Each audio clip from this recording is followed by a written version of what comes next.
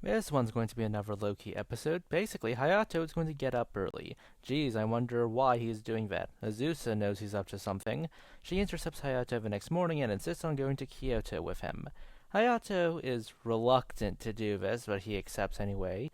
Meanwhile, the villains are trying to resurrect Oda Nobunaga. Everything's being outsourced nowadays, including villainy. Azusa isn't exactly picking up the Shinkansen anything at all. Meanwhile, a phone conversation between Hokuto and Sakura has some implications. The way Sakura says Azusa is with Hayato at the Kyoto Railway Museum in this scene, yeah, she basically thinks it's a date. She calls it a date. I can't blame her because that's where she and Hokuto dated all those years ago. Looks like someone has the shipping goggles on.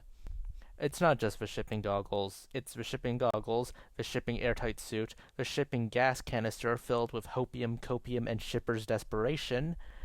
Meanwhile, Hayato's attempt at getting Azusa to learn anything about trains, let alone the Shinkansen, is yielding less than any admirable result. Anyway, Sakura tells Hayato to invite Azusa to a castle. When prompted, why, as all children ask, she says, because I said so, and says, if you don't, and you're banned from watching the Shinkansen from the balcony at all. Haruka has been saying what we've all been thinking. What the hell, woman? What the hell? This is exactly how things went with Hokuto and Sakura. Basically, when they first met, they only went out to train-related places because Hokuto is Hokuto.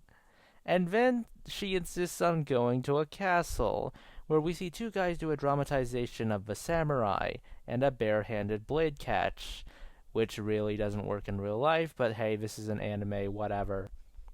Yeah, Sakura's a history lover, and I'm glad she was a history lover before Hearts of Iron 4 came out. This would be a very, very different series if this took place in the future. Anyway, Sakura thinks that Azusa's the type to dress up in a kimono in a samurai castle. No, she's not. Instead, she dons a suit of armor for YouTube reasons. Obviously, this is leading her to be very top-heavy because samurai armor on a 10-year-old isn't exactly known for being light. But even then, when she slips and falls over, Hayato manages to catch the blade with his bare hands, something that shocks Hayato, Azusa, and the crowd around them. Azusa even briefly imagines Hayato as a samurai.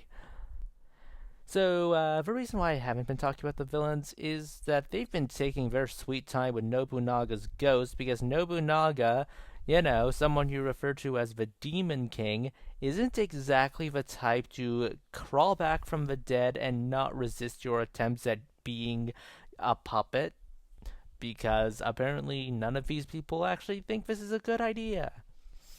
So, being a literal spirit, Nobunaga can become intangible at will. This means he can toss Hokuto and Hayato around like rag dolls. After a gag with Azusa mistaking the Shinkansen boarding pass with a Shinkalion boarding pass, Azusa comes up with an actually competent idea. Nobunaga can't do partial phases, only full phases. Catch the blade, blast Nobunaga.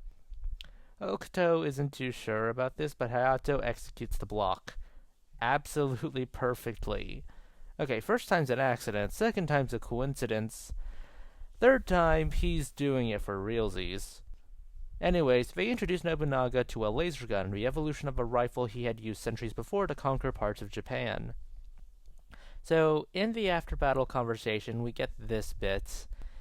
It turns out Hokuto made a bet with Sakura years ago. If Hokuto could catch the blade at the castle, then Sakura would be his girlfriend.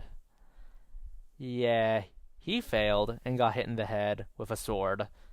He still got married to her anyway, so this is an absolute win. So he apparently relays the events to Sakura, and Haruka seems to be mildly amused by this. This episode's a fun low-key filler episode. I just wish the whole Sakura shipping her son with Azusa bit played out a little less obviously. Tell her to invite Azusa to a castle, even violently insist upon it, and then reveal this whole charade at the end, not in the middle of the episode. Those are just my thoughts. Please consider liking, subscribing, tipping the channel on Ko-fi. This is Cyril signing off.